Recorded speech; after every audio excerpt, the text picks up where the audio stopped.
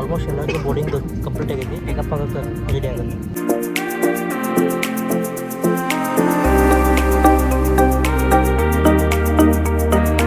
ಹಾಗೆ welcome back to mister Raju Khan YouTube channel. So ವಿಯೆಟ್ನಾಮ್ದು ಎಲ್ಲ ಟ್ರಿಪ್ ಕಂಪ್ಲೀಟ್ ಮಾಡಿದೆ. ಇನ್ನು ಯಾರು ನೋಡಿಲ್ಲ, ನಾನು ಡಿಸ್ಕ್ರಿಪ್ಷನ್ ವಿಡಿಯೋಸ್ ಲಿಂಕ್ ಹಾಕಿರ್ತೀನಿ, ಹೋಗಿ ನೋಡ್ರಿ ಪ್ರತಿಯೊಂದು ವಿಡಿಯೋಸ್ನ. ಇವಾಗ ವಿಯೆಟ್ನಾಮ್ ದೇಶದ ಹೊನಾಯಿ ಏರ್ಪೋರ್ಟ್ ಒಳಗದೀನಿ.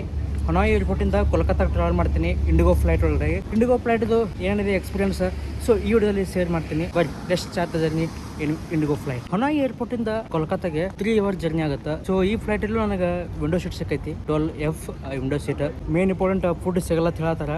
ಫ್ರೀ ಫುಡ್ ಯಾವ ತರ ಇರ್ತಾವ, ಏನೇನು ಕೊಡ್ತಾರ ಫೆಸಿಲಿಟೀಸು. ಇಲ್ಲಿವರೆಗೂ 8ರಿಂದ 9 ಫ್ಲೈಟ್ಸ್ ಅಲ್ಲಿ ಜರ್ನಿ ಮಾಡಿದ್ದೀನಿ. ಇದು 10ನೇ ಫ್ಲೈಟ್. ನಾನು ಯೂಟ್ಯೂಬ್ ಚಾನಲ್ ಅಲ್ಲಿ ಸೊ ಇನ್ಮೇಲೆ ಯಾವಾಗಲೂ flight journey, international trips, so ಎಲ್ಲಾ ಪ್ಲೇಸ್ ನ ಎಕ್ಸ್ಪ್ಲೋರ್ ಮಾಡ್ತೀನಿ. ಅಲ್ಲೇ ನೋಡ್ತಿದ್ದಿಲ್ಲ ಇಂಡಿಗೋ ಫ್ಲೈಟ್, ಅದೇ ನಮ್ದು ಫ್ಲೈಟ್. ಸೊ ಅದೇ ಫ್ಲೈಟ್ ಅಲ್ಲಿ ನಾವು ಜರ್ನಿ ಮಾಡಬೇಕು.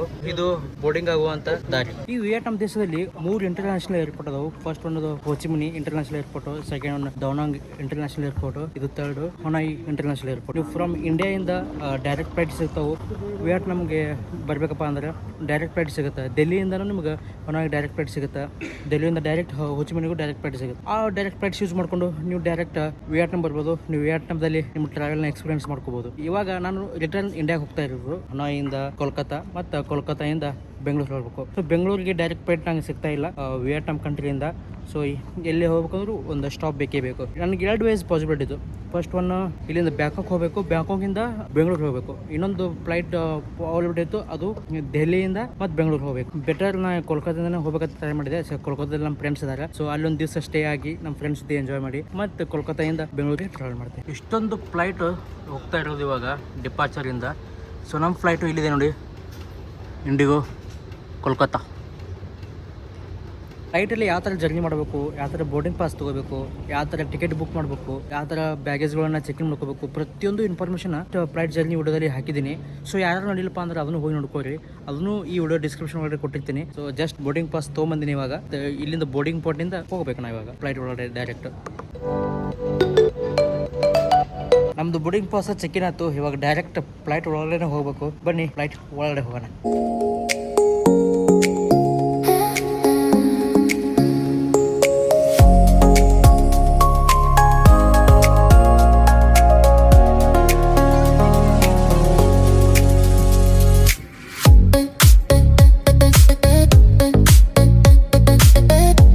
ಫ್ಲೈಟ್ ಒಳಗಡೆ ಬಂದು ಕೂತೀನಿ. ವಿಂಡೋ ಸೀಟ್ನ ಸಿಕ್ಕೈತಿ. ಆಲ್ಮೋಸ್ಟ್ ಎಲ್ಲರಿಗೂ ಬೋರ್ಡಿಂಗ್ ಕಂಪ್ಲೀಟ್ ಆಗೈತಿ. ಸೊ ಇವಾಗ ಟೇಕಪ್ ಆಗೋಕ್ಕೆ ರೆಡಿ ಆಗುತ್ತೆ.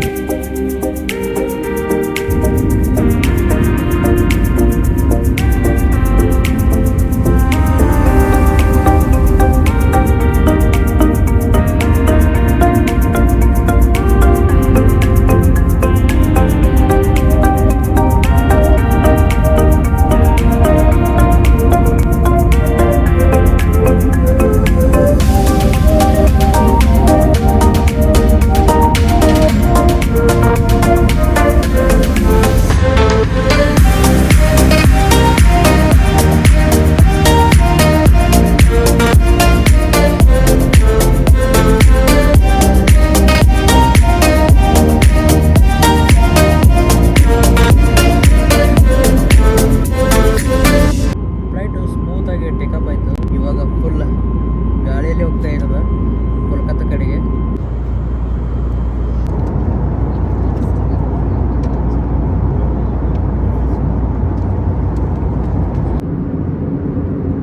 ಆಫ್ಟರ್ 3.5 hours ಆಲ್ಮೋಸ್ಟ್ ಕೋಲ್ಕತ್ತಾಗೆ ಬಂದು ರೀಚ್ ಆದ್ವಿ.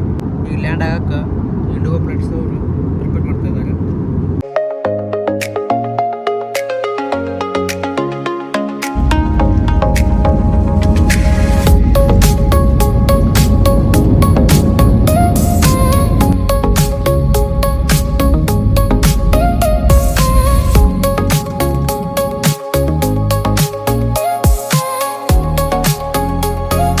ಏರ್ಪೋರ್ಟಿಗೆ ಬಂದು ರೀಚ್ ಆದೆ.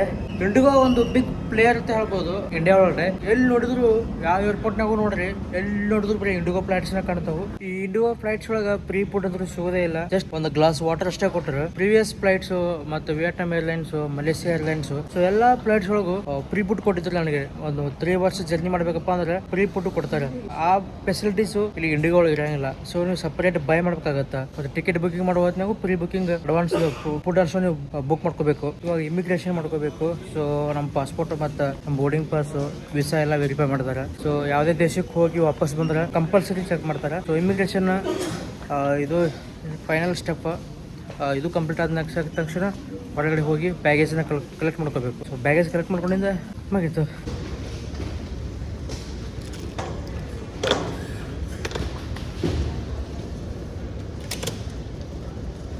ಇವಾಗ ಕೋಲ್ಕತ್ತಾ ಏರ್ಪೋರ್ಟ್ ಹೋಗಿದ್ದೀನಿ. ಕೋಲ್ಕತ್ತಾ ಏರ್ಪೋರ್ಟಿಂದ ಬೆಂಗಳೂರಿಗೆ ಹೋಗಬೇಕು. ಹತ್ತಕ್ಕೆ ಇನ್ನೊಂದು ಫ್ಲೈಟ್ ಟಿಕೆಟ್ ಬುಕ್ ಮಾಡಿದ್ದೆ. ಸೊ ಅದೊಂದು ಬೋರ್ಡಿಂಗ್ ಪಾಸ್. ಇದು ಬೋರ್ಡಿಂಗ್ ಪಾಸ್ ಎಲ್ಲ ಕಲೆಕ್ಟ್ ಮಾಡ್ಕೊಂಡೆ. ಸೊ ಇವಾಗ ಸೆಕ್ಯೂರಿಟಿ ಚೆಕ್ ಇನ್ ಮಾಡ್ಕೊಂಡು ವಾಪಸ್ ಬೆಂಗಳೂರು ಕಡೆ ಹೋಗಬೇಕು.